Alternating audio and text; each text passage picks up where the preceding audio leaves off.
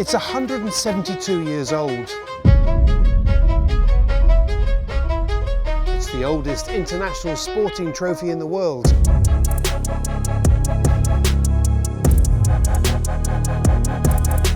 And some of the wealthiest people in history have spent huge sums of money trying to win it. Most have failed. It's caused huge arguments, heated disputes on the water, and bitter legal battles ashore.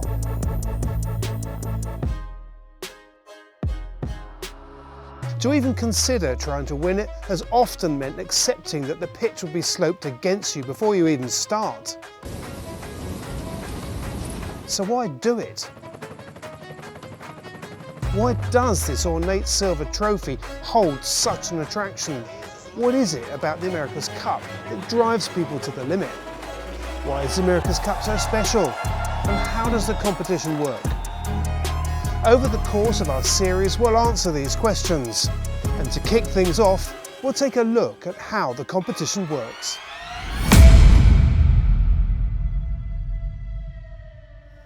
So, what do you have to do to win the America's Cup? The answer's simple. You need to beat the current cup holder in a series of one-on-one races. You, the challenger, versus the defender, in this case, Emirates Team New Zealand.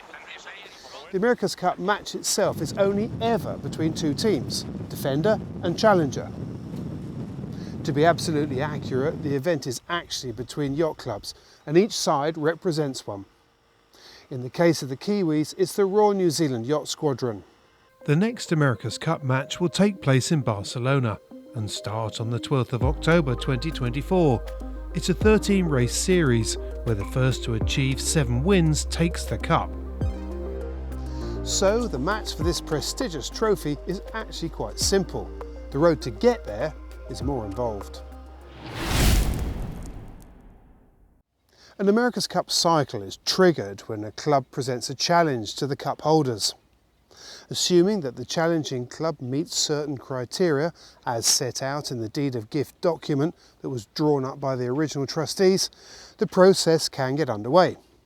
This club is known as the Challenger of Record, and they negotiate with the cup holders as to when and how the match will take place, where it will be and what boats will be used.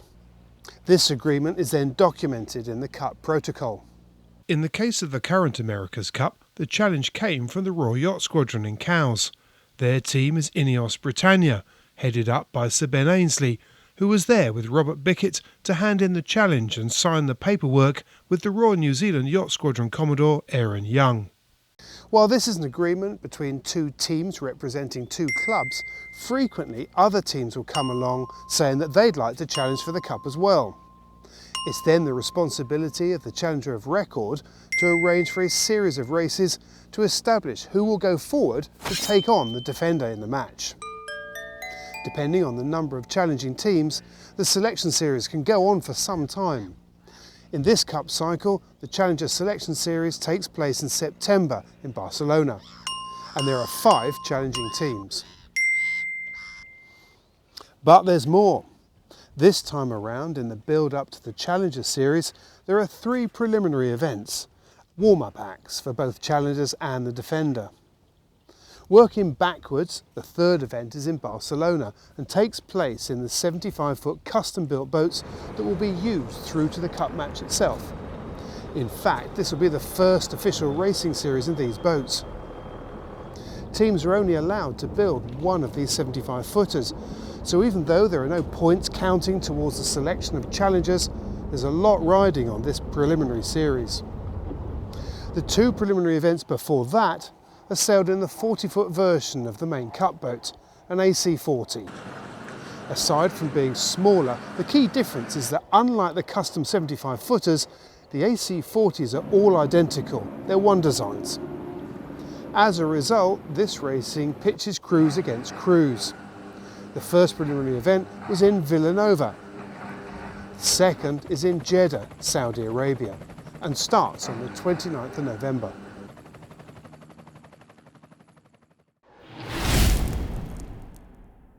There's one other aspect on the road to the 37th America's Cup, and that's the development boats that some teams have chosen to build. Under the rules, teams are only allowed to build one AC-75, but they are allowed to build a similar style development boat that's less than 12 metres long. They're called LEQ-12s, standing for less or equal to 12. Not all the teams have chosen this route. Just the British Ineos Britannia team and the Italian Luna Rossa Prada Pirelli team. We came from last campaign with a pretty clear idea where, let's say, we made mistakes, which doesn't mean we're gonna win for sure the Cup next year. But when we start this campaign, I mean, time is the only thing you cannot buy. So the wish was to start as soon as possible. And the AC40 for us was too late. And also the AC40 is a pretty simple boat, not just from a system point of view, but also from a structural point of view, from a design point of view. So at the end you have to choose whatever you feel in terms of designing process, what do you believe is going to be the best for you, no? And we decided to build our own boat. Well, we spent much less time in the AC40 than some of the other teams, not all of it, but some of the other teams, because we decided to build our own test boat and really focus all of our resources on that platform. So our number of days that we sailed in the AC40 is quite significantly down. Our priority is on the test boat at the moment, and we've still got some changes, modifications that we're making to that at the moment actually as we speak. There's probably a handful of modifications to go that will really give us a lot of information for the race boat, for the 75-footer. And then, you know, to go through the winter, that boat's going through manufacturing, the components come into play. The boats are clearly hugely technical, so the fit out of the boat is really important that we keep on schedule with that, particularly when you look at electronic components and the systems that go into the boat. And then we'll get the boat on the water next spring, summer in Barcelona. And that's the really critical period. You know, we'll have a period of time there that we've got to get the boat operating, we've got to maximise the performance. All of the other teams will be doing the same thing. We're not supposed to be sailing against one another, so everyone's going to be trying to figure out the performance differences. And then we'll do this practice race in some point in August, and that will tell us a lot about the performance and who's going to have a good cup and who's going to struggle. Others have chosen to buy two AC40s and take one of them out of class rules and use that as their development boat. There'll be more on how these boats differ and what teams hope to achieve in a later episode. But for now, the bottom line is that while the brand new format of the 37th America's Cup is the same as it's always been, technically speaking, and when it comes to the boats that will be built along the way, it's a pretty complex cycle for the teams. But no one ever said the America's Cup was easy.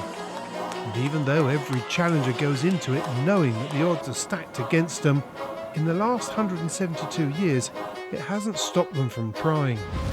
The cup is in the hands of the defender, so he will decide whatever he wants to try to keep the trophy in their hands. So, and again, it's nothing new. You cannot complain about that. You know it's like that. It's going to be the same eventually if we're going to win the cup. So that is the reason why it's such a historical trophy and so hard to win.